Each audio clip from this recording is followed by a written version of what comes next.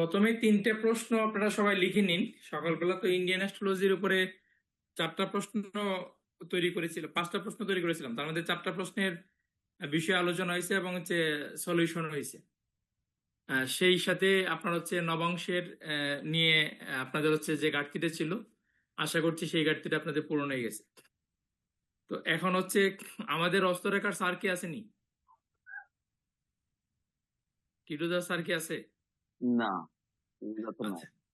আচ্ছা, আছে আছে আছে আছে, ঠিকই তো আছে। টিটু স্যার আছে? হ্যাঁ আছে স্যার, আছে একটু একটা মিনিট স্যার, না, এক আপনি মিনিট। আসেননি সেটাই আমি জানতে চাচ্ছি। হ্যাঁ আছে আছে, একটা আছেন মিনিট তিনি। একটা মিনিট। আচ্ছা আচ্ছা ঠিক আছে, উনি আছে। ঠিক আছে, অসুবিধা নেই। আচ্ছা, এখন আপনার হচ্ছে তিনটা প্রশ্ন লিখুন। একটা হচ্ছে হস্তরেখায় আঙ্গুলের গুরুত্ব বিষয়ে আলোচনা করুন। হস্তরেখায় আঙ্গুলের গুরুত্ব বিষয়ে আলোচনা করুন। হাতে 5টি আঙ্গুল আছে, ওই 5টি আঙ্গুলের কি গুরুত্ব আছে হস্তরেখায়, এই বিষয়ে আলোচনা করুন। আমি যেভাবে বিশ্লেষণ করছি, ক্লাসের দিন মানে পরীক্ষার দিন কিন্তু এইভাবে বিশ্লেষণ করার বোঝানো হবে না। ঠিক আছে, প্রশ্নটা হয়তো এরকম থাকতে পারে, হস্তরেখায় আঙ্গুলের গুরুত্ব বিষয়ে আলোচনা করুন। অথবা প্রশ্ন থাকতে পারে যে হস্তরেখায় হচ্ছে আঙ্গুলের গুরুত্ব আছে কি না, দুটি আঙ্গুলের বিষয়ে বিস্তারিত আলোচনা করুন। ঠিক আছে, তো প্রশ্নটা লিখে নিচ্ছেন? হ্যাঁ স্যার। নিয়েছি স্যার। দ্বিতীয় প্রশ্ন লিখুন, হাতের প্রধান রেখাসমূহ কি কি? যে কোনো দুটি রেখা সম্পর্কে বিস্তারিত লিখুন। মনে দেখেছে?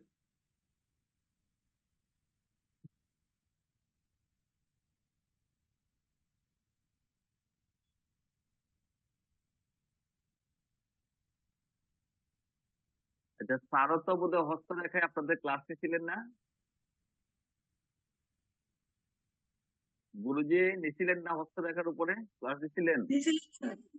ছিলেন তো। আচ্ছা, যদি কোনো প্রশ্নটা ওভারলুক হয়ে যায়, মানে গুরুজিও নিচ্ছেন, জয়ন্ত স্যারও নিচ্ছেন, তাহলে সেটা বলবেন, তাহলে উনি এটা চেঞ্জ করে নেবেন।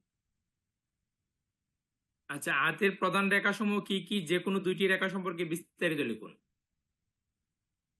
আমার মূল উদ্দেশ্য হচ্ছে যে প্রশ্নটা আমি দেব, এই প্রশ্নটা সম্পর্কে আসলে বিস্তারিত লিখুন বা এই বিষয়ে আলোচনা করুন। আপনার 15 মার্কের জন্য কতটুকু লিখতে হবে, কি লিখতে হবে, এই বিষয়টা আপনাদের সামনে তুলে ধরা বা আপনাদের কাছ থেকে এই জিনিসটা বের করে আনা। ঠিক আছে, আমার দৃঢ় বিশ্বাস আপনারা এই বিষয়ে যথেষ্ট পারঙ্গম হবেন, পারদর্শিতা দেখাবেন।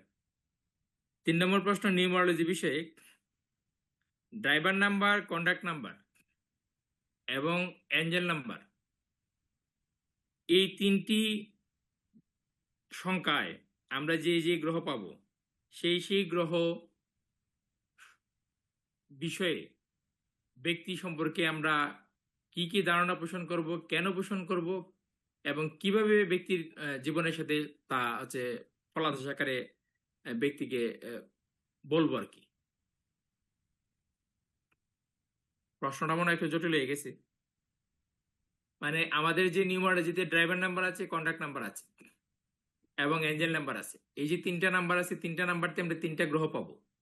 এই তিনটা গ্রহ একজন ব্যক্তির জীবনে কেমন ভূমিকা রাখবে, এই বিষয়ে ব্যক্তিকে আমরা কি ফলাদেশ করব।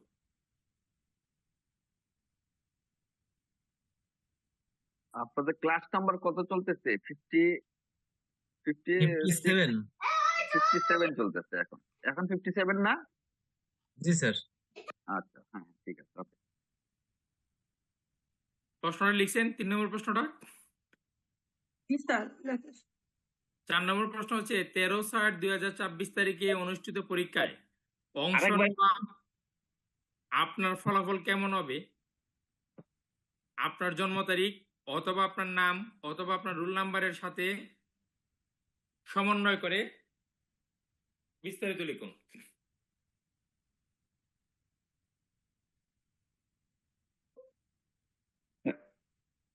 স্যার বুঝতে পারি নাই, আরেকবার একটু প্রশ্নটা।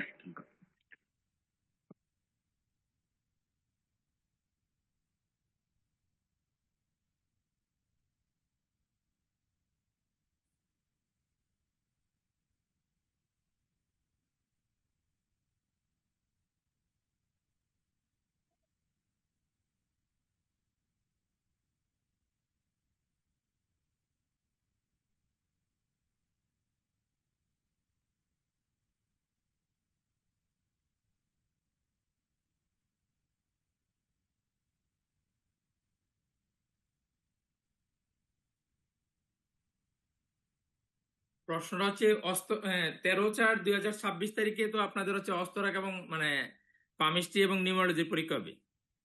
এই যে পরীক্ষায় অংশ নেবেন আপনি, তো এই অংশ নেওয়া আপনার ফলাফলটা কেমন হবে? আমাদের তো ঘোষণা আছে 1 থেকে 3 নম্বর পর্যন্ত গোল্ড মেডেল পাবে। আপনি গোল্ড মেডেল পাবেন কিনা, আপনি 1 থেকে 3-এর মধ্যে থাকবেন কিনা, যদি থাকেন তাহলে কেন থাকবেন। এইটা হচ্ছে আপনার জন্ম তারিখ যদি থাকে জন্ম তারিখের সাথে সমন্বয় করে বলবেন, যদি জন্ম তারিখ না থাকে তাহলে আপনার নামের সাথে সমন্বয় করে বলবেন, যদি নাম না থাকে তাহলে আপনার যে রোল নাম্বার প্রাপ্ত হয়েছেন এই রোল নাম্বারের সাথে সমন্বয় করে প্রকাশ করবেন। এবার ক্লিয়ার হলো ব্যাপারটা?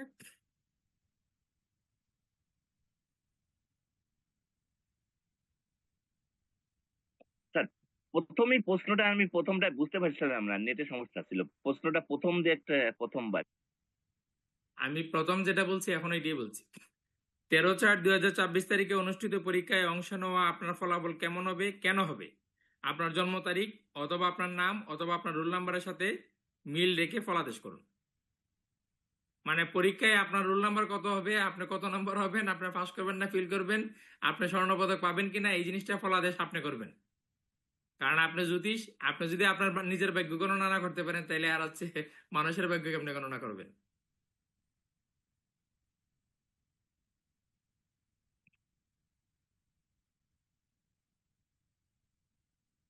স্যার 12 তারিখে তাহলে হচ্ছে আমাদের অ্যাস্ট্রোলজি সম্বন্ধে পরীক্ষা হবে, আর 13 তারিখে হচ্ছে নিউমোলজি আর হস্তরেখা, মানে যারা হ্যাঁ। শুধু বাংলাদেশের পরীক্ষাটা দিচ্ছে। না আর না, স্যার মৌখিকটা তাহলে 12 তারিখে হবে, সকালে হবে সনাতন ইন্ডিয়ান অ্যাস্ট্রোলজি, আর বিকালে হচ্ছে পামিস্ট্রি। আর 13 তারিখ সকালে হবে নিউমারোলজি, আর সন্ধ্যায় সন্ধ্যায় হচ্ছে ভাইবা। আচ্ছা, আমার প্রশ্নটা 13 তারিখে যেটা এটা নিউমারোলজি নিয়েই, কাজে আপনার হচ্ছে ঠিকই আছে, অসুবিধা নেই।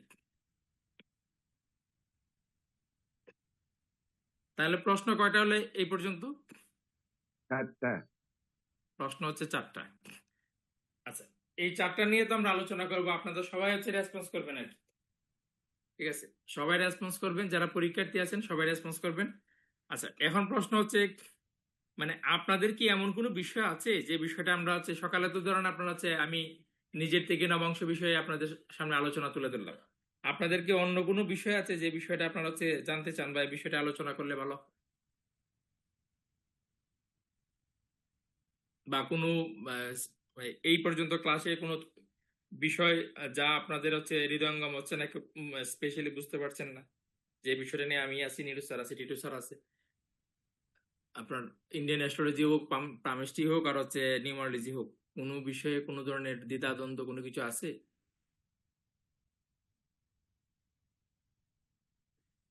আপনাদের কোয়ারি করার এখনই কিন্তু সময়, পরের সময় পাবেন না।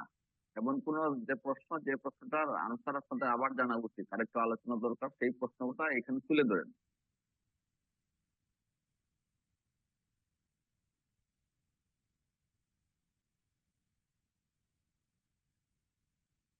তার মানে আচ্ছা, কারো নাই, কোনো প্রশ্ন নেই? প্রশ্ন নেই, আপনি প্রস্তুত।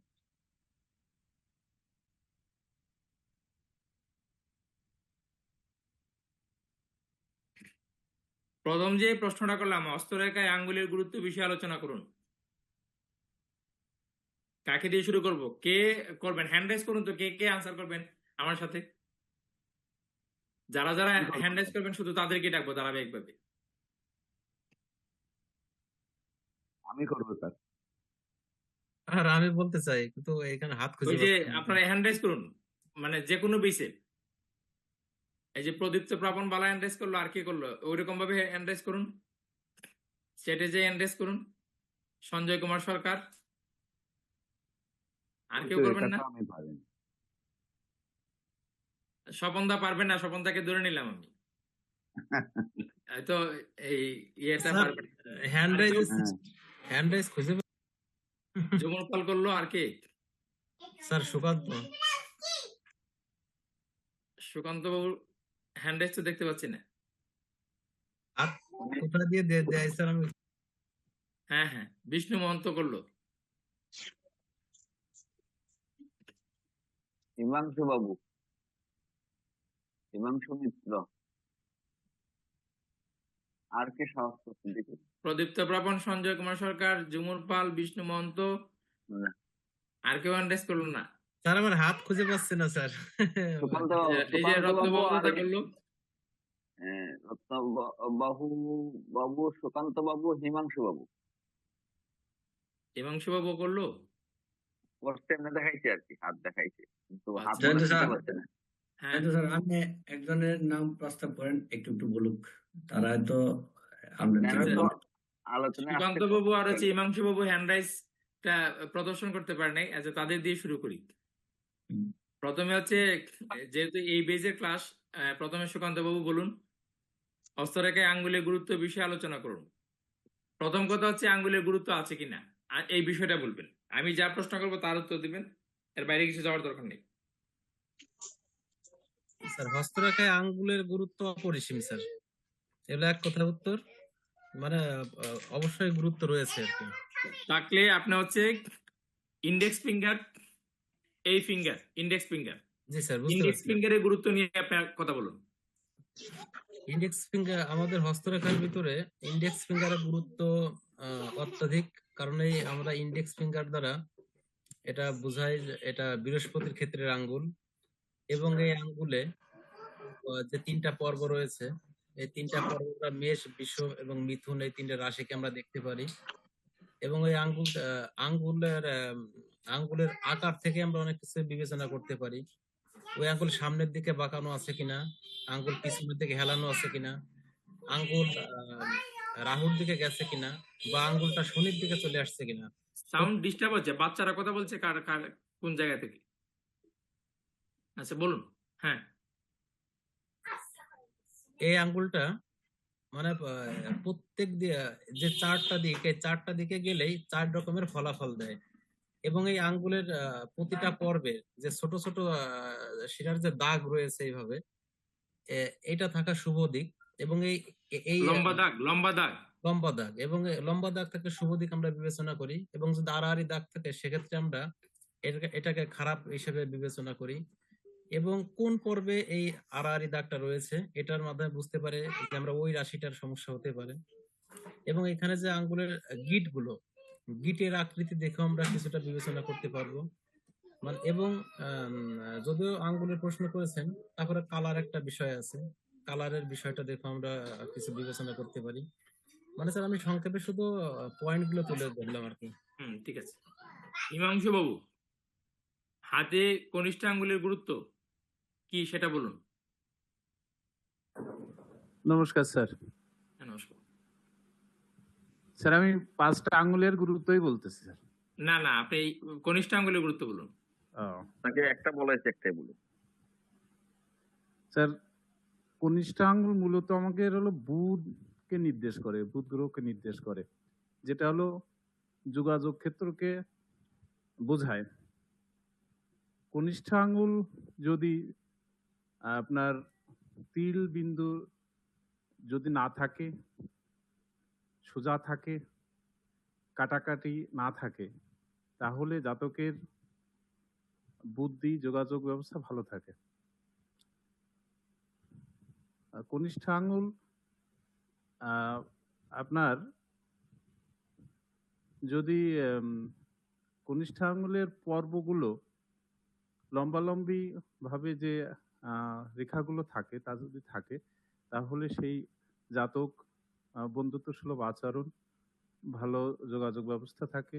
যদি আড়াআড়ি রেখা থাকে তাহলে তার কাজে তার বুদ্ধি ভ্রষ্টতা হতে পারে।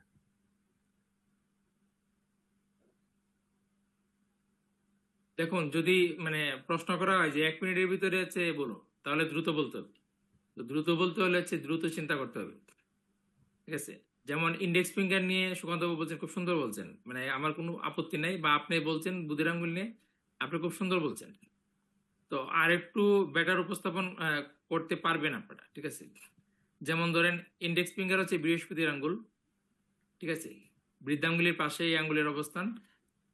বৃহস্পতি হচ্ছে আমাদের জ্ঞানকে নির্দেশ করে, সদ্বুদ্ধিকে নির্দেশ করে, আমাদের অর্থকে নির্দেশ করে, আমাদের দাম্পত্য সুখকে নির্দেশ করে বৃহস্পতি। তো ইন্ডেক্স ফিঙ্গার হচ্ছে সেই বৃহস্পতিকে রিপ্রেজেন্ট করে।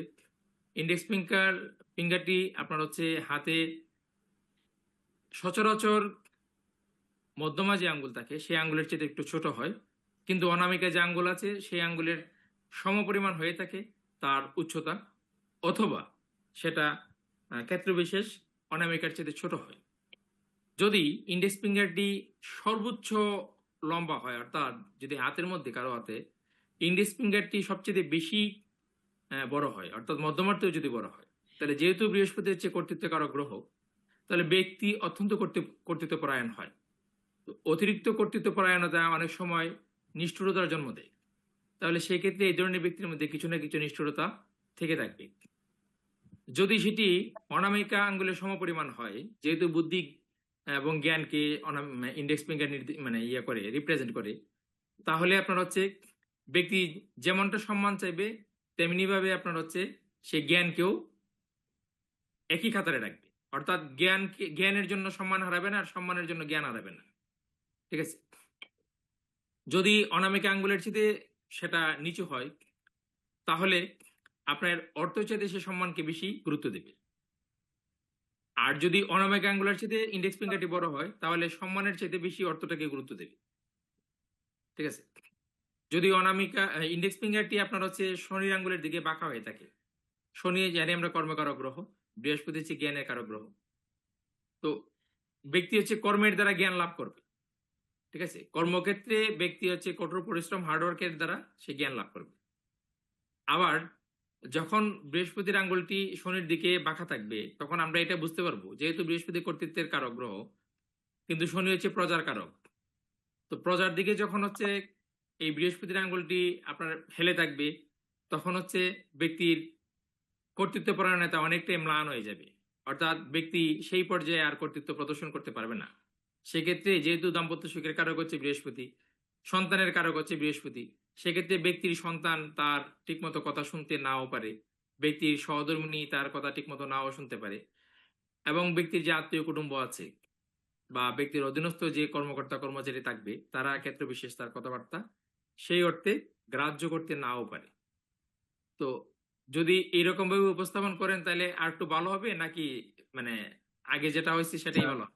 না, ঠিক আছে স্যার, স্যার। ভালো হবে প্রথম স্যার। প্রথম তো আমরা এক দুজন পরে বললে হয়তো ঠিক হয়ে যেত। আচ্ছা, আরেকটা বিষয় যুক্ত করতে পারেন, যে বৃহস্পতির আঙ্গুলটি যদি পেছনের দিকে বক্র হয়ে থাকে, পেছনের দিকে যদি এইভাবে টান দিলে যদি পেছনের দিকে হেলে যায়, তাহলে মানে বৃহস্পতিকে হচ্ছে পেছন দিকে টানছে, হুম হুম। তাহলে জ্ঞানকে যখন পেছন দিকে টানে তখন কি হয়? জ্ঞান লুপ্ত হয়ে যায়, জ্ঞান লোপ পায়, তাই না? তো জি জ্ঞান স্যার। যখন লোপ পায় তখন কি হয়? মানুষের সদ্বুদ্ধির ঘাটতি সৃষ্টি হয়। যখন সদ্বুদ্ধির ঘাটতি সৃষ্টি হয় তখন কি উল্টাপাল্টা আচরণ করে, তখন রাহু মঙ্গল এগুলো জাগ্রত হয়ে যায়। ঠিক আছে? আবার সামনের দিকে যখন আপনার বাঁকা হয়ে থাকে, আমাদের স্যার একটা কথা বলেন যে আঙ্গুল একটু সামনের দিকে বাঁকা থাকা পারলো, সে সব কিছুকে ধরতে পারে। তাহলে বৃহস্পতির আঙ্গুল যদি সামনের দিকে একটু বাঁকা থাকে, তাহলে কি হচ্ছে? সে তার হস্তগত করতে চায়। কি হস্তগত করতে চায়? জ্ঞানকে হস্তগত করতে চায়, অর্থকে হস্তগত করতে চায়। এবার এই যে হস্তগত করতে চাইলো, সে হস্তগত করতে চাওয়ার হচ্ছে দুটি রাস্তা আছে, একটা সৎ একটা অসৎ। এখন বৃহস্পতির যে এই যে মাউন্ট, এই মাউন্টে যদি তিল বিন্দু ক্রস থাকে, তাহলে সে যে কোনো কিছু হস্তগত করার ক্ষেত্রে আপনার সৎ অসৎ বাঁচবে না। আর যদি এই জায়গাটা ফ্রেশ থাকে, এই জায়গাটা ফোলা থাকে, ভালো থাকে, কোনো ধরনের তিল বিন্দু এই নেগেটিভ কোনো এখানে চিহ্ন না থাকে, তাহলে কিন্তু সে হচ্ছে সততার মাধ্যমে সবকিছুকে ধরতে চাইবে। ঠিক আছে? তো এই বিষয়টিকে আবার হচ্ছে বৃহস্পতির আঙ্গুল যদি এইভাবে এই সাইডে হেলে থাকে, ঠিক আছে, ওই বাইরের দিকে যদি আপনি হেলে থাকে, তাহলে কি হবে? তাহলে যে তার জ্ঞান আছে তার মতো করে, সে কারোর সাথে সলা পরামর্শ করবে না, নিজেকে মানে হ্যাঁ তার অনেক জ্ঞান থাকবে এবং নিজেকে সে প্রচুর জ্ঞানী ভাববেও। তো সেক্ষেত্রে হচ্ছে তাকে সলা পরামর্শ দিলে সে বলবে যে আমার কি বুদ্ধি কম আছে নাকি, আপনি আইসেন আমাকে বুদ্ধি দিতেন। ঠিক আছে? সামনাসামনি না বললেও মনে মনে সেটাই বলবে। ঠিক আছে? তা আপনি হচ্ছে বুদ্ধি দেওয়া শেষ, আপনি যেই চলে গেলেন আপনার পেছনে পেছনে আলোচনা সমালোচনা শুরু করে দিলেন। তো এই ক্যাটাগরি ব্যক্তি হচ্ছে যখন বৃহস্পতির আঙ্গুল ওই দিকে বাইরের দিকে হেলে থাকবে। তো এটা আমাদেরও জানা প্রয়োজন, কারণ আমরা তো প্রেডিকশন করব, আর আমাদের প্রেডিকশন করার পরে হচ্ছে আমাদের চেম্বার দিয়ে বাইরে গিয়ে আবার না বলে যে তাই বেশি পণ্ডিত করে বেশি বুঝায়, তাই এত বুঝাবার কি দরকার আছে? আর বাবা টাকা পয়সা পাইছো তুমি রেখে দাও, ও অত কথা বলার দরকার কি? তো এই বিষয়টা কে আপনাকে বলবে আর কে বলবেন এটা আমাদেরকে জানতে হবে। ঠিক আছে? আচ্ছা, বুধের ক্ষেত্রে থেকে হচ্ছে বাচালতা একটা ব্যাপার আছে, চতুরতার একটা ব্যাপার আছে, অতি বুদ্ধির প্রয়োগের একটা ব্যাপার আছে। এই বিষয়গুলা তুলে ধরলে ভালো হয় আর কি। আচ্ছা, যাই হোক, আপনার দুটি বিষয় নিয়ে আপনার বলছেন, দুটি আঙ্গুল নিয়ে কথা হলো। আমি জাস্ট নমুনাটা তুলে ধরলাম যে আপনারা হচ্ছে কিভাবে বলবেন। হ্যান্ড রাইজ আর কেউ করছেন না, তা আর কেউ কি মানে বলবেন না?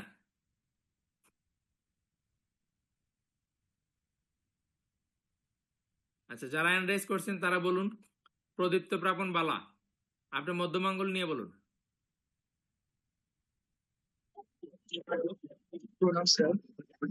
মধ্যম আঙ্গুল অর্থাৎ শনির আঙ্গুল। মধ্যম আঙ্গুলের অবস্থান হচ্ছে স্পিকার এবং মাঝে। অর্থাৎ আমরা বৃহস্পতি এবং রবি মাঝে পাচ্ছি শনির আঙ্গুল, অর্থাৎ বলস পাচ্ছি আমাদের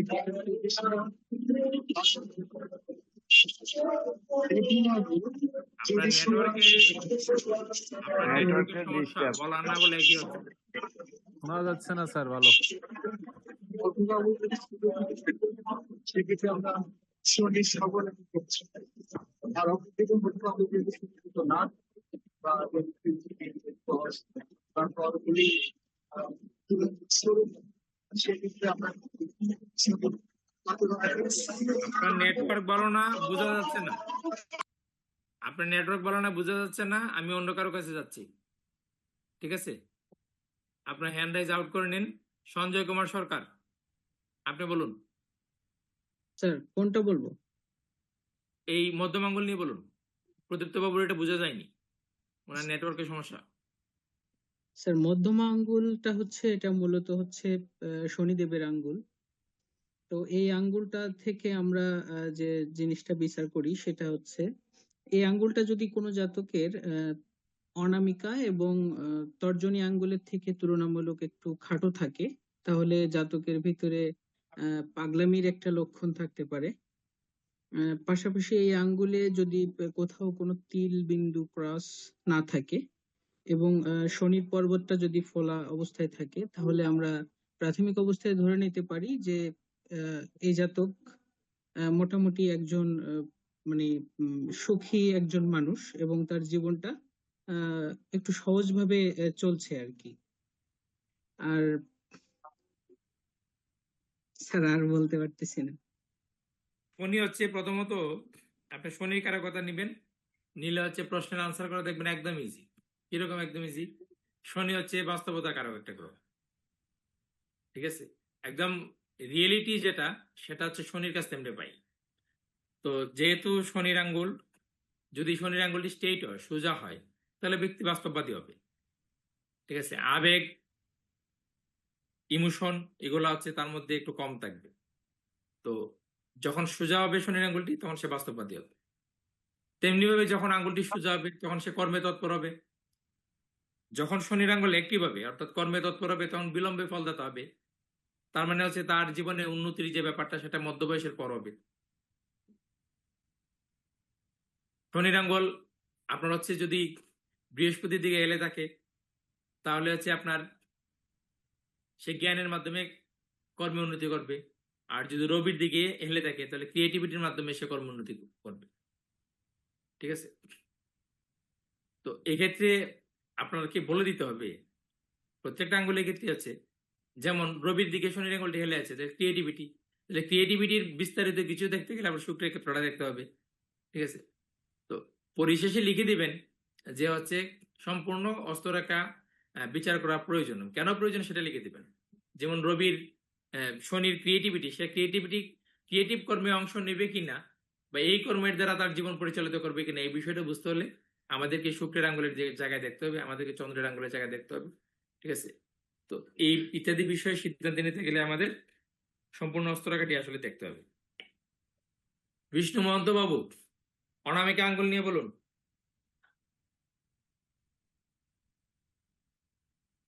নমস্কার স্যার।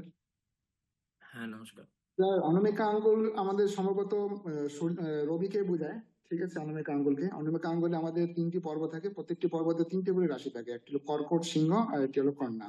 প্রথম পর্ব কর্কট, মধ্য পর্ব হলো সিংহ, মানে নিজের রাশি রবিদেবের, আর তৃতীয় পর্ব মানে শেষের পর্ব যেটা, সেটা হলো কন্যা রাশি। তো রবি পর্বত থেকে আমরা অনেক কিছু যেটা দেখতে পাই সেটা হলো ম্যাক্সিমাম হচ্ছে না তার মধ্যে নেতৃত্ব ক্ষমতা ঠিকঠাক আছে কিনা, আমরা এটা প্রথমত মধ্যে দেখি।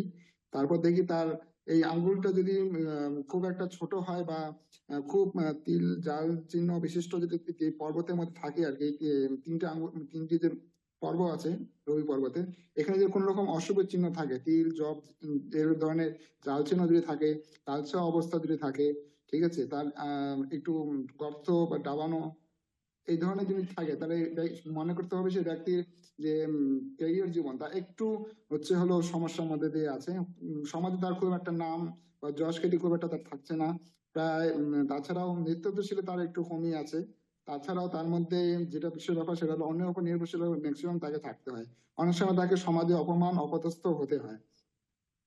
আর এই রবি অঙ্গলের নিচে তার তো অবশ্যই পর্বত থাকে, এই পর্বতে যদি সেরকম খুব একটা উঁচু পর্বত না থাকে বা ডাউন থাকে, অথবা এখানে যদি কালচে ভাব থাকে, মানে পিঙ্ক কালার বা লাল কালার এই ধরনের কোনো জিনিস আভাযুক্ত না থাকে, তো সেই বিশেষ ব্যাপারটা স্পষ্ট ভাবে দেখা যাচ্ছে।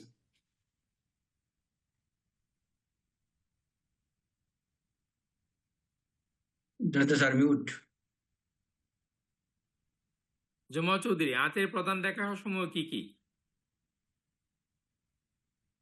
যে কোনো একটি রেখা সম্বন্ধে কিছু বলুন। স্যার হাতের প্রধান রেখা হচ্ছে আয়ু রেখা, ভাগ্য রেখা, মস্তিষ্ক রেখা, হৃদয় রেখা। এই রেখার চারটা রেখা হাতের করতলে থাকে এবং এইখানে মূলত ভাগ্য রেখাটা মণিবন্ধ থেকে মধ্যমা শনির আঙ্গুল মধ্যমা পর্যন্ত যায়। এইখানে যদি ভাগ্য রেখায় কোনো ক্রস চিহ্ন থাকে তাহলে তার ভাগ্যের উন্নতি তেমন একটা হয় না। এবং পারতেছি না স্যার।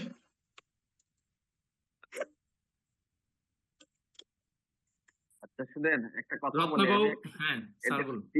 টিজ দিয়ে দেই, যখনই হাতে দেখা সম্পর্কে কোনো প্রশ্ন আসবে জাস্ট নিজের হাতটা এমনি খুলে রেখে লিখবেন, দেখবেন আনসার হয়ে গেছে। আচ্ছা, এটা একটা টিপস দিলাম আর কি। ঠিক ঠিক। রত্নবাবু দাদা, প্রশ্নে কি হাতের প্রধান রেখা সমূহ কি কি এবং কেন? একটু ঘুরিয়ে বললাম, হাতের প্রধান রেখা সমূহ কি কি এবং কেন আপনি যে রেখাগুলোর কথা বলবেন এগুলোই কেন প্রধান রেখা? স্যার স্যার, তাহলে হাতের রেখা হচ্ছে প্রধান হচ্ছে আয়ু রেখা, তারপর হচ্ছে শিরোরেখা এবং মস্তিষ্ক রেখা, এবং এরপরে হচ্ছে ভাগ্য রেখা। এর ভিতরে আরো অনেক অনেক রেখা আছে, যেহেতু শিরোরেখা হচ্ছে আপনার প্রশ্ন আপনাকে প্রশ্ন হচ্ছে যে এই চারটা রেখা বললেন তো প্রধান রেখা, কেন ওই চারটা রেখাই প্রধান রেখা? কেন কেন এই সাইডটা প্রধান রেখা? তাহলে আয়ু রেখা হচ্ছে আমাদের সমস্ত জীবনের প্রায় জন্ম হতে মৃত্যু পর্যন্ত, এটা হচ্ছে তার জন্য এই আয়ু রেখাটা কি এই মানে প্রধান রেখার মধ্যে পড়ছে প্রধান রেখা। এবং আর ভাগ্য রেখা হচ্ছে বা আমাদের জীবনে যা যা ভাগ্য সম্বন্ধে আমরা বিচার করবো তা হচ্ছে এই ভাগ্য রেখার উপরে সবকিছু মানে বিচার করা হবে। আর শিরোরেখা হচ্ছে আমাদের যা মস্তিষ্ক, যা আমাদের জীবনের মস্তিষ্ক নিয়ে যা কিছু করা হবে তা ওই বিচার ওই রেখার উপরে বিচার করা হবে। চিন্তার উৎকর্ষতা বিচার করা হয় মস্তিষ্ক রেখা থেকে। মস্তিষ্ক রেখা থেকে। আর এখানে হৃদয় বিচার করা হয়। আচ্ছা, পেয়ে গেলাম, আপনার কাছে আনসার পেয়ে গেছি। তবে মূলত এই আনসারের সাথে যদি আমি দ্বিমত পোষণ করি তখন কি করবেন? যে আমি আপনার আনসারের সাথে দ্বিমত পোষণ করলাম, না আপনার আনসার সঠিক কিন্তু আমি দ্বিমত পোষণ করলাম, তর্কের খাতিরে দ্বিমত পোষণ করলাম, তখন কি বলবেন?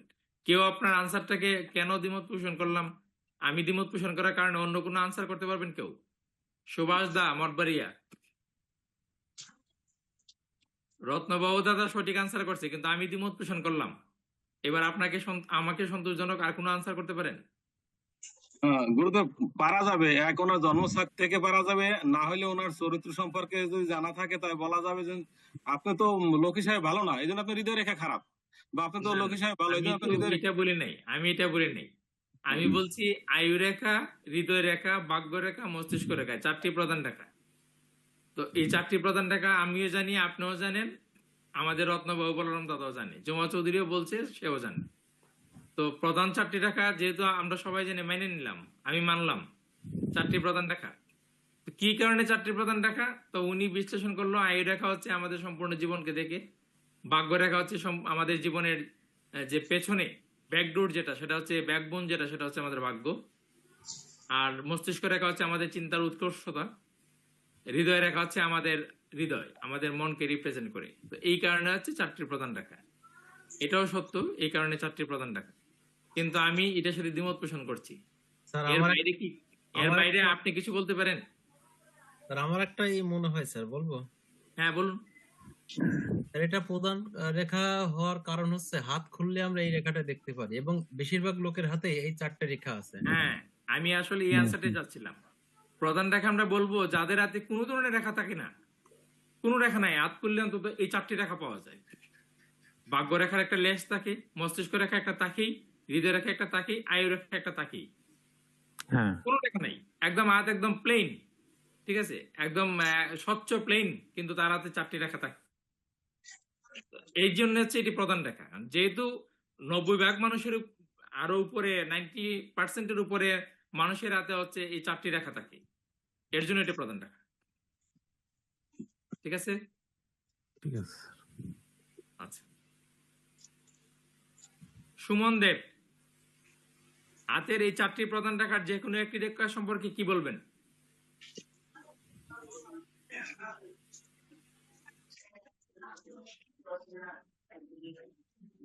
সুমন দেব আছেন? হ্যাঁ নমস্কার স্যার, ভালো আছেন? হ্যাঁ হ্যাঁ। স্যার হাতের হাতের 4টি প্রধান রেখার মধ্যে যে কোনো একটি রেখা সম্পর্কে কি বলবেন? স্যার আয়ু রেখা সম্পর্কে কথা বলি।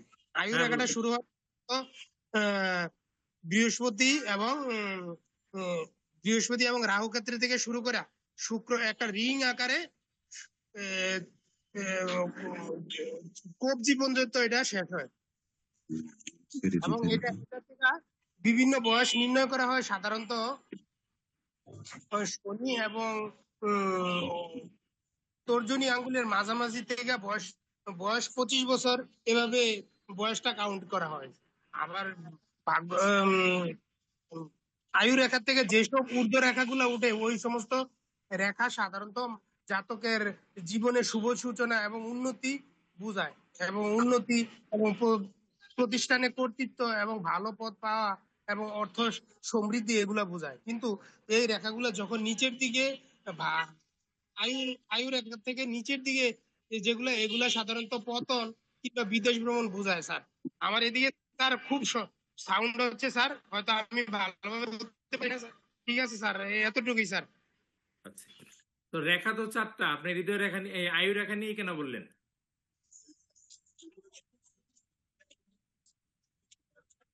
স্যার অন্যগুলো চাইলেও বলতে পারি স্যার, আপনি যদি বলেন। না না, আপনি কেন আয়ু রেখা নিয়ে বললেন সেটা বলুন, অন্যগুলো চাইলে তো বলতে পারবেন না।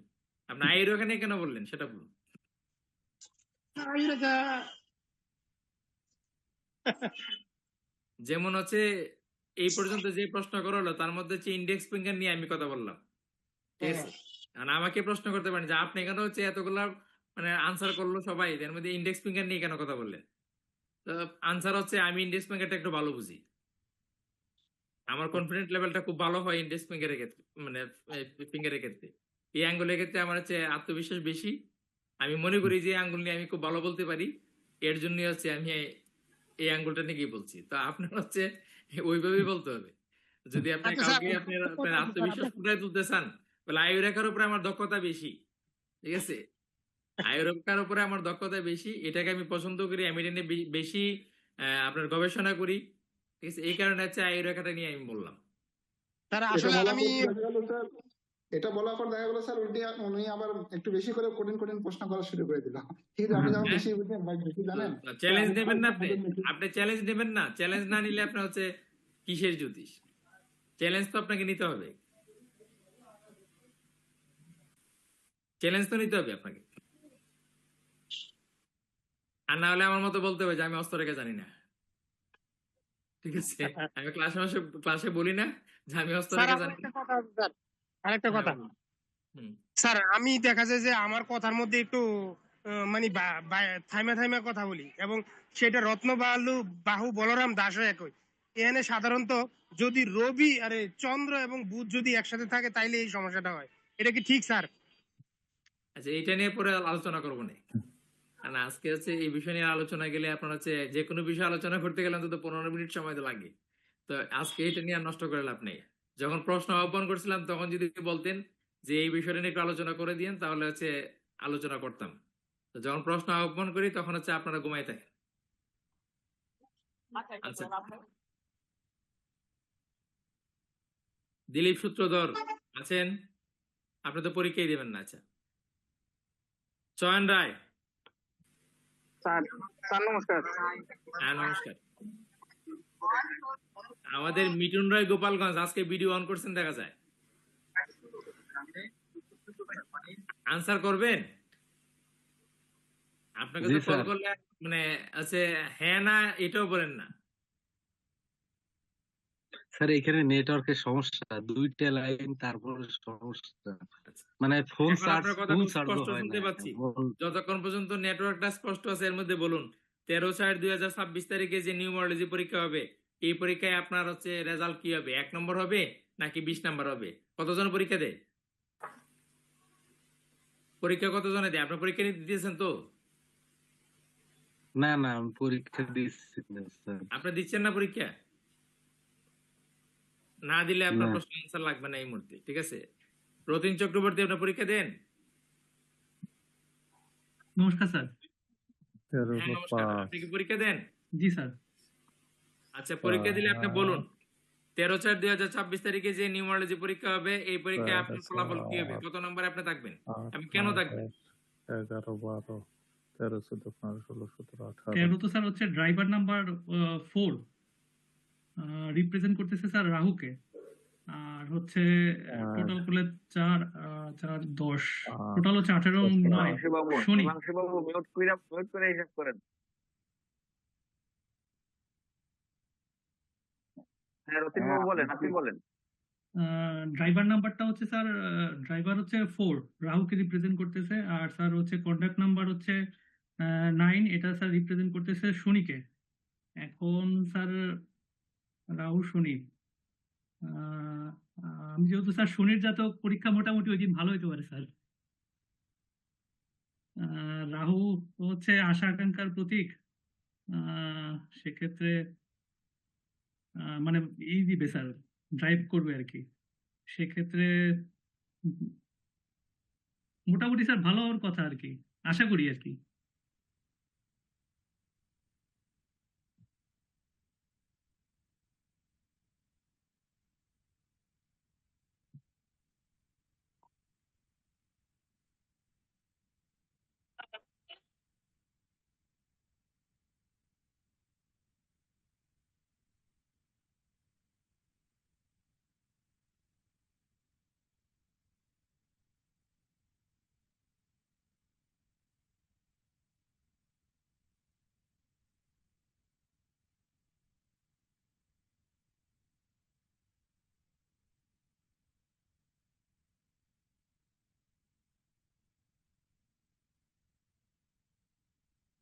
জানতে স্যার তো একটু ব্যস্ত আছে, মিউট আছে। সকন্দা ভালো আছেন নি?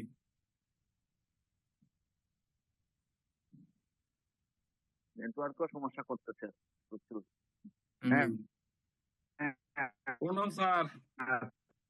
নমস্কার। একটু আমারও সুস্থ ছিল আজকে সবারই আচ্ছা, কাকে প্রশ্ন করছিলাম? আনসার করছেন রতিন চক্রবর্তী? স্যার আমাকে প্রশ্ন করেছেন স্যার। রতিন দা নিজেরা কত নম্বরে রাখছেন রেজাল্টে?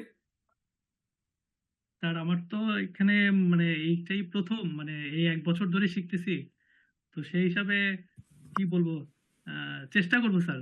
ওইভাবে স্যার বলতে পারতেছি না স্যার। বলতে হবে, এই প্রশ্নের আনসার করবেন। আপনার হচ্ছে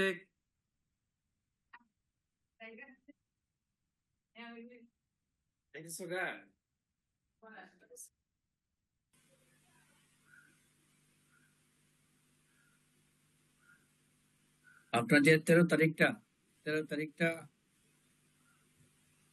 আচ্ছা এবার হচ্ছে টিটু স্যার আপনি হ্যাঁ হস্তরেখার উপরে আরো 4টা-5টা প্রশ্ন করুন, করে হচ্ছে তাদেরকে একটু ইজি করে দিন যেন পরীক্ষা হচ্ছে তারা লিখতেও ইজি ভাবে পারে এবং হচ্ছে কি বলে ভাইভাতেও আপনার হচ্ছে ইজি আনসার করতে পারে।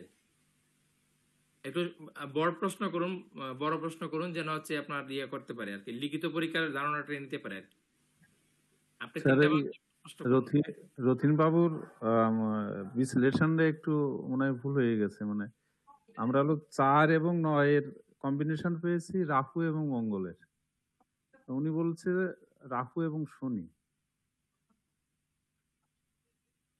একে লড়াই করে স্যার ভালো রেজাল্ট করার দিন, লড়াই না থাকলে ভালো রেজাল্ট হবে না, আমার যে বিশ্লেষণ।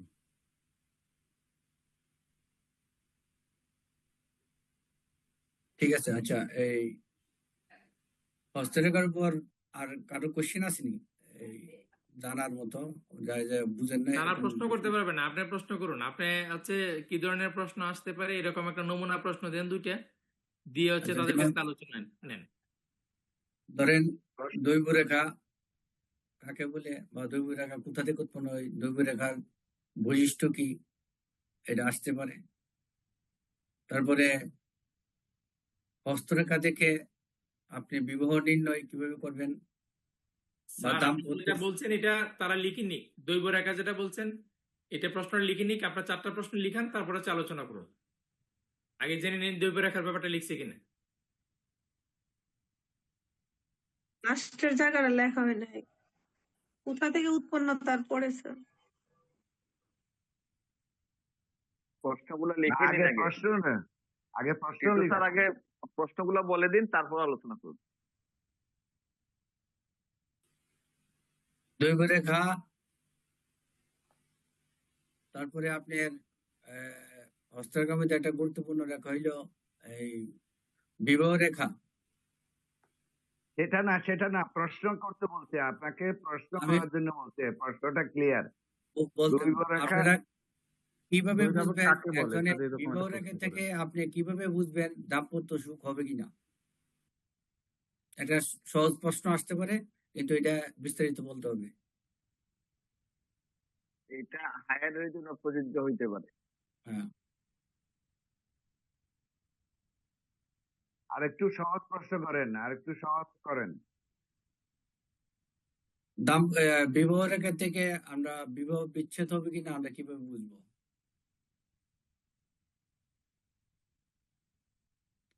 একটা লোকের প্রতিষ্ঠা বা সরকারি চাকরি হবে কিনা কোন রেখা থেকে বুঝবো।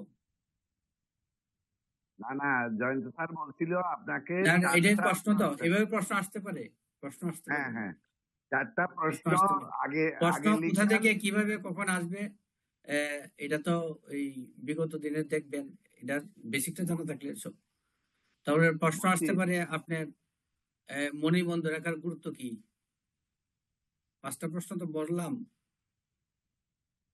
ঠিক আছে, মণিবন্ধ রেখার গুরুত্ব কি, মণিবন্ধ রেখায় আপনার কি ধরনের ফলাফল হতে পারে, বা মণিবন্ধ রেখা থাকলে কি হতে পারে, এটা একটা সম্পূর্ণ প্রশ্ন করার জন্য বলছে, তারপরে আপনাকে এটা ব্যাখ্যা করতে বলছে। ঠিক আছে জানতে স্যার। এখন এই দৈব রেখার সম্বন্ধে কিছু আপনারা জানেন, দৈব রেখাটা যেমন বলতে স্যার পারবেন? যেটা প্রশ্ন করছেন যে হচ্ছে হাতে দৈব রেখা আছে, তো দৈব হ্যাঁ রেখা আছে সেটা কোথায় আছে, এই দৈব রেখার গুরুত্ব কি আছে ব্যক্তির জীবনে, এই বিষয়ে আপনারা হচ্ছে বিস্তারিত লিখুন। রাইট, এইভাবে প্রশ্ন। স্যার দৈব রেখাটাকে যা জানি স্যার বলবো। বলেন। স্যার দৈব রেখাটা হচ্ছে হ্যাঁ বলুন। মানে মঙ্গলের ক্ষেত্রের ওই দিক থেকে স্যার সোজা ওই চন্দ্রের দিকে আর কি যাবে পাশ দিয়ে, এটা আর কি স্যার দৈব রেখা, যেটাকে ভায়ালা সিবা রেখাও বলা হয়। আচ্ছা আমি একটু আমি কারেকশন করি। সুকান্ত স্যার বাবু, জি স্যার। দৈবরেখা সম্পর্কে আইএসএর গুরুজি পাশাপাশি কিন্তু স্যার একটা দৈবরেখা। বলছিলেন যে রেখাটা উঠবে কিন্তু চন্দ্রের ক্ষেত্র থেকে উঠে মঙ্গলের ক্ষেত্রের দিকে যাবে।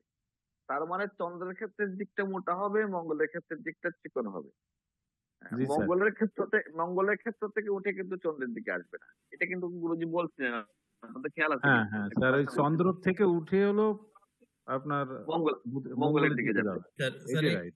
হ্যাঁ হ্যাঁ। এইটাই তো জানতাম স্যার, কিন্তু ওই দিন আমার মনে হয় উল্টে গেল কিনা স্যার, এই জন্য কনফিউশনে ছিলাম। আমিও জানি যে স্যার চন্দ্র থেকে উঠে আর কি মঙ্গল হয়ে হয়তো বা এটা তো গুরুজি ক্লাসে পর্যন্ত বলছেন। যাবে। হ্যাঁ কয়েকদিন আগে গুরুজি আর কি। ক্লাসে বলছেন যে কখনো যখন দেখবেন যে রেখাটা এই চন্দ্রের ক্ষেত্র থেকে উঠে মঙ্গলের দিকে গেছে, তখন দৈবরেখা কাউন্ট করবে। মঙ্গলের ক্ষেত্র থেকে আসলে এটাকে ওইভাবে কাউন্ট করা, দৈবরেখা হিসেবে কাউন্ট করা যাবে না। জি স্যার। হ্যাঁ, ঠিক ঠিক ঠিক। এটা কিন্তু গুরুজি বলছিলেন, ক্লাসে বলছিলেন। এটা হ্যাঁ কার্ভ হ্যাঁ হয়ে যাবে, একটু কার্ভ হবে, দৈব রেখাটা একটু কার্ভ হয়ে যাবে। একটু কার্ভ হবে আর কি, একটু মানে অর্ধ চন্দ্রাকৃতির হালকা ধরনের আর কি, এরকম হ্যাঁ হ্যাঁ দেখতে হবে। মানে এই দৈব রেখাটা রেখা। এই রেখাটা থাকলে আর কি, যেহেতু নামের ভিতরে এর নামকরণের সার্থকতা আছে, দৈব রেখাটা থাকলে স্যার মানে তার ভিতরে একটা দৈবজ্ঞ ভাব থাকবে। সে অনেক কিছু দেখা যাচ্ছে যে মানে সে বিভিন্ন ক্ষেত্রে জ্ঞান আহরণ থেকে শুরু করে গুপ্ত বিদ্যা বা আহ উম, বিভিন্ন কিছু প্রাপ্ত করতে পারে। মানে এইটুকু আর কি স্যার, মানে এটা থাকলে বিভিন্ন মানে স্যার, হঠাৎ আধ্যাত্মিক শক্তি তার মধ্যে আধ্যাত্মিক বিরাজ একটা করবে। শক্তি থাকতে পারবে, হঠাৎ অবশ্যই থাকবে। প্রাপ্তির কিছু থাকবে, এরকম আর কি স্যার। ইটস মানে তিনি ওই জাতক দৈব শক্তি বলে যে কোনো বিষয় তার আয়ত্ত করতে নলেজ পারবে। জ্ঞান জি স্যার। পরিপূর্ণ থাকবে, দৈব শক্তি তার মধ্যে পরিপূর্ণ থাকবে। দৈব শক্তি বলে যে কোনো বিষয় সে বলতে পারবো, মানুষের ভূত ভবিষ্যৎ যে কোনো সাবজেক্ট দৈব শক্তি বলে। ওই আমাদের ইন্ডিয়াতে একজন, হ্যাঁ, কিছু লেখাপড়া জানে না, ওই একটা ওই দৈব রেখার জন্য বই লিখে রাষ্ট্রপতি পুরস্কার পেয়ে গেল, অথচ কিছুই লেখাপড়া জানে না। ওইটা দৈব শক্তির প্রভাব। আবার আপনারা উচ্চ ক্লাসে আরো বেশি ভাবে দৈব রেখা থেকে বৃহস্পতি গেলে কি হয়, দৈব রেখা থেকে শনিতে গেলে কি হয়, রবিতে গেলে কি হয়, হাই ডিপ্লোমাতে এগুলি পাবেন আরো। নেক্সট আরেকটা দৈবরেখা সম্পর্কে আমি দুইটা পয়েন্ট যোগ করতে চাই। সেটা হচ্ছে, টিটু স্যার একটু শুনেন। সেটা হচ্ছে যে দৈবরেখা যাদের হাতে থাকে, যেমন টিটু স্যার বললেন যে সে কিছুই জানে না, কিন্তু উনি দৈবশক্তির বলে লিখে রাষ্ট্রপতি পুরস্কার পেয়েছে।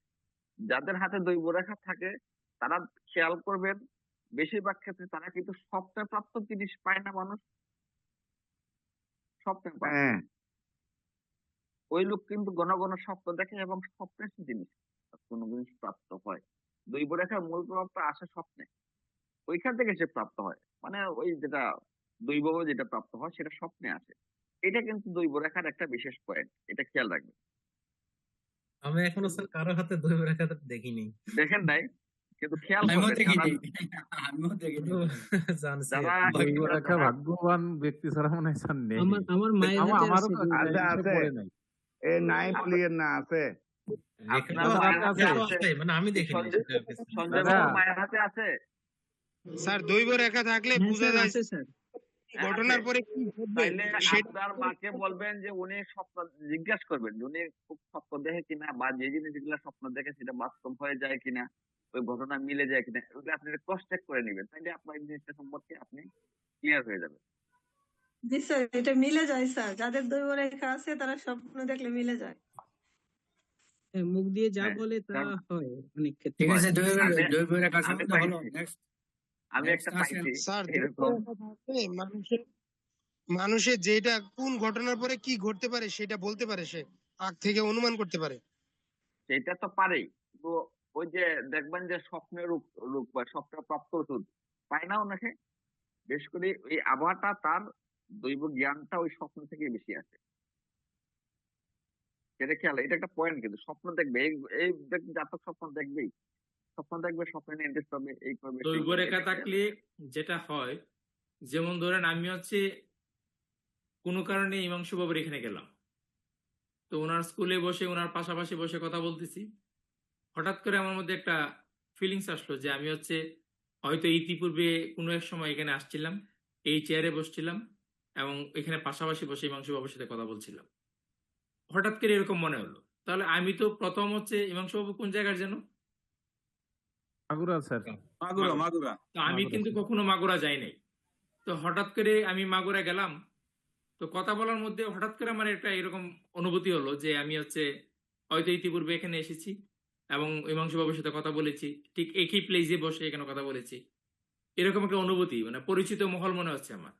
এটা দৈব রেখা দেয়, কারণ হচ্ছে কি দৈব রেখা হচ্ছে আমাদের পুরনো স্মৃতিকে জাগিয়ে তোলে। ওই স্মৃতির আলোকে অনেক সময় আমরা হচ্ছে অনেক সময় এমন কিছু কথা বলে দিতে পারি যে কথাটা হচ্ছে অন্যরা বলতে পারে না বা অনুধাবন করতে পারে না।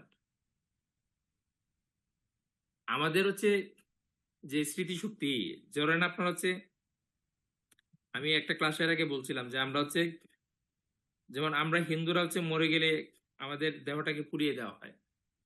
তো পুড়িয়ে দেওয়ার পরে হয় কি, মহাশ্মশানে হচ্ছে আমরা যারা হচ্ছে এখানে যারা মানে মৃতদেহ সৎকারে গেছেন, অংশ নিয়েছেন, তারা জানেন মৃতদেহ পুরানোর পরে হচ্ছে যারা অংশ নেবে সবাই মিলে হচ্ছে এক কলসি করে জল ঢালতে হবে মিনিমাম, ঠিক আছে? তো কেউ হচ্ছে নিয়ম রক্ষার্থে এক কলসি ডালে, আর কেউ হচ্ছে 10 কলসি জলও দেয় বা বালতি দিয়ে এখন জল দেয়, ঠিক আছে? এক সময় কলসি দিয়ে দেওয়া হতো, এখন বালতি দিয়েও দেয়। তো জল দেওয়ার অর্থ হচ্ছে এই যে মৃত বৎস মানে ছাই যেটা আছে বৎস, সেই মৃতদেহ সৎকারে যে ছাই আছে সেটা যেন আপনার হচ্ছে মহাশ্মশান থেকে বেরিয়ে যায়, এবং ওই ছাই যে রাস্তা দিয়ে বেরিয়ে যায় সেটাই গিয়ে আপনার হচ্ছে একটা জলাধারে মিশে, সর্বক্ষেত্রে একটা জলাধারে মিশে, এবং জলাধার বর্ষাকালে কিন্তু প্রকৃতির সাথে মিশে যায়। তো এটার মিনিংটা হচ্ছে এটাই যে আমাদের যে দেহবর্ষ, সেই দেহবর্ষ কিন্তু প্রকৃতির সাথে মিশে গেল, মাটি জল সবকিছুর সাথে মিশে গেল। আবার যাদেরকে মৃতদেহ আপনার হচ্ছে মাটির নিচে দাপন করা হয়, সেখানেও কিন্তু তার দেহ হচ্ছে মাটির সাথে পোকামাকড় যাই খেলো, দিন শেষে কিন্তু মাটির সাথে মিশে গেল। তো এই একই মাটির থেকে হচ্ছে আপনার হচ্ছে ফসল উৎপাদন হচ্ছে, একই মাটির থেকে আপনার হচ্ছে একই জল হচ্ছে আপনার বাষ্পীভূত হয়ে আকাশে উঠছে, সেই জল আপনার হচ্ছে আমাদের যে শস্য আছে সেই শস্যকে পুষ্টি যোগাচ্ছে, সেই শস্য আমরা গ্রহণ করছি, সেই গ্রহণের মাধ্যমে আমাদের মধ্যে পুষ্টি যাচ্ছে, এবং হচ্ছে আমাদের মধ্যে সেই নতুন যে প্রাণের সঞ্চার হচ্ছে, সেই প্রাণ হচ্ছে আমরা একটা ক্রিয়ার মাধ্যমে হচ্ছে প্রাণ গর্ভে আসে। তো এই যে আপনার বিষয়, মানে প্রাণটা আমরা হচ্ছে আমাদের মধ্যে আসে কি করে, তো যেই প্রাণ হচ্ছে গত হয় তারই কোনো না কোনো স্মৃতি, যেহেতু সেই একই পৃথিবী থেকে আপনার হচ্ছে আসছে, তো কোনো না কোনো স্মৃতি, বকেয়া স্মৃতি, পুরনো স্মৃতি, আমরা যে দেহে আমরা আছি সেই দেহে, এই দেহটা তো গঠন হয়েছে এই পৃথিবীরই আলো বাতাস দ্বারা, এই পৃথিবীর মাটি জল থেকে আপনার হচ্ছে আমার এই দেহ গঠিত হয়েছে, ঠিক আছে? আমার দেহ পুষ্টি পাইছে, পোষণ পাইছে। তো ওই যা যা গ্রহণ করে আমার দেহ পোষণ পাইছে, তার মধ্যে যে যে স্মৃতি আছে সেই স্মৃতি আছে আমাকে মাঝে মধ্যে নাড়া দেয়। আমি একটা আপেল খাইতেছি, হঠাৎ করে মনে হলো যে আমি তো এরকম পরিবেশে আগেও একবার আপেল খাইছি, ঠিক আছে? বা হচ্ছে আমি একটা আপেল খাইলাম, আপেল খাওয়ার পর হচ্ছে আমার একটা মানে বুদ্ধির প্রখরতা দেখা দিল, মানে আমি কোনো একটা কিছু হচ্ছে আপনার বুঝতে পারছি না আমরা, আপেল খাওয়ার পরে দেখা গেলো বুঝে গেছি। তো কেন বুঝে গেছি, অর্থাৎ আপেলের মধ্যে সেই স্মৃতিটা ছিল, আর আমার মধ্যে যে অপূর্ণ স্মৃতি ছিল, এই দুই স্মৃতির হচ্ছে মিলনের মাধ্যমে আমার মধ্যে পূর্ণতায় চলে এসেছে। দৈব রেখা অনেক ক্ষেত্রে এইভাবে কাজ করে। আমি হচ্ছে সময় নষ্ট করে নিলাম টিটু স্যার, দুঃখিত, আপনার কাছে সামনে এগিয়ে যান। স্যার দৈব রেখা সম্পর্কে আমি একটু বলি স্যার।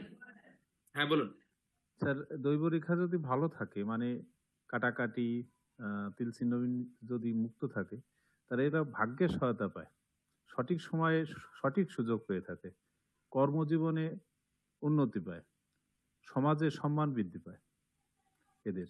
আর যদি দুর্বল হয়, ভাঙাচোরা হয়, আমার মনে হয় জীবনে ওঠানামা থাকে, নিজ পরিশ্রমে বেশি করলে তারপরে এদের জীবন উন্নতি ঘটে, স্থায়িত্ব পেতে বেগ পেতে হয়। আর আধ্যাত্মিক দিক থেকে যদি আমরা এটা ধরি, তাহলে হঠাৎ করে ভালো সুযোগ, বিপদ থেকে রক্ষা। দৈব রেখা একটি শক্তিশালী রেখা, উপরের শক্তির সাহায্য আমাদের ভিতরে সেই জাতকের মধ্যে কাজ করে। জ্যোতিষ, সাধনা, আধ্যাত্মিক জগতে এদের আকর্ষণ করে এই জাতকের। আর হুম, যেটা ঠিক স্যার আছে। আপনি আপনি আপনি যেটা বললেন যে দৈব রেখা থাকলে পরে যে যেটা আমাদের সঙ্গে ঘটে, এরকম আরেকবার আমার সঙ্গে ঘটেছিল বা আমি এরকম কিছু করেছিলাম, এরকম পরিবেশে ছিলাম, এরকম মানে মনে হয় যে আমি এরকম করেছি এর আগে। তো এটা দৈব রেখা থাকলে হয়।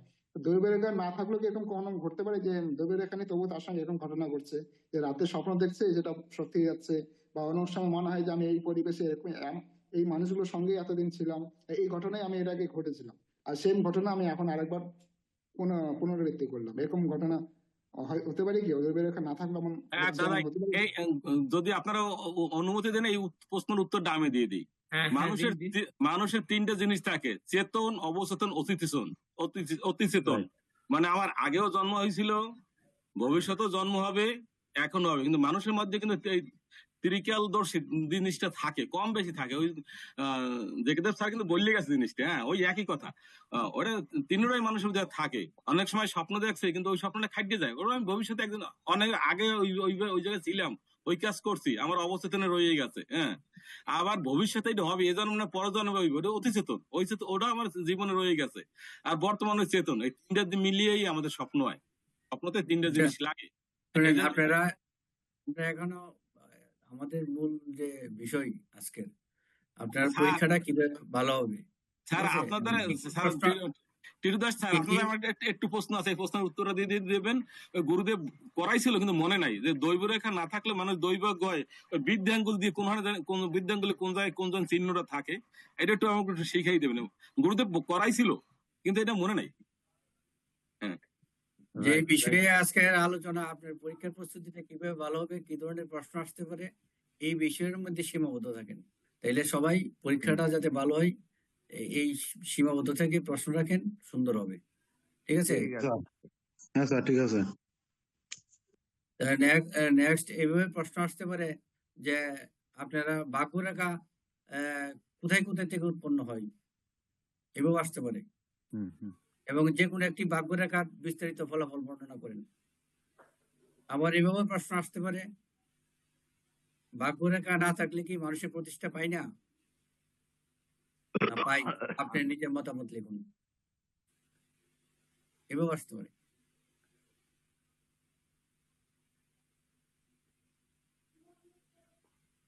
এই অ্যান্সার গুলি আছে তো আপনাদের মধ্যে, না?